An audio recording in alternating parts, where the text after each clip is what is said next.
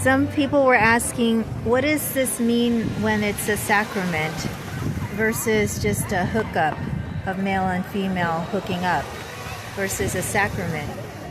A sacrament means that there are witnesses that have affirmed and confirmed that the two of you, two individuals, have consented freely with sufficient reflection. And there's a preparation that is required to meet that sufficient reflection. As opposed to a hookup, it's just boy meets girl and let's hook up. No witnesses. Not sure if there was sufficient reflection.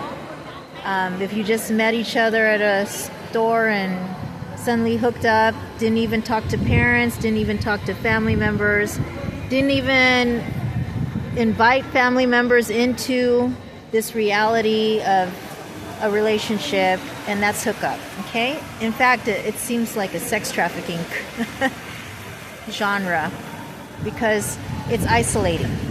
Usually, I would call that a form of isolation.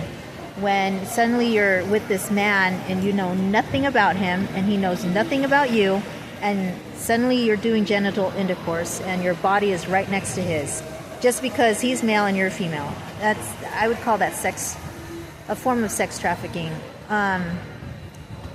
Sex trafficking is isolation. No one knows you, and suddenly you're with a stranger that's putting his body parts in yours. No concept of even asking your name, and we're not even sure if it's your real name. And you lose your identity.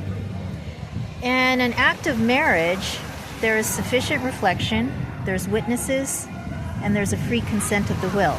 Sufficient reflection means there's a sufficient amount of time to get to know each other, and there's witnesses enveloped in that sufficient reflection. There's witnesses recognizing that these individuals have freely consented to love and honor each other and have come to an intention of loving and honoring each other, which is the intention of building a family.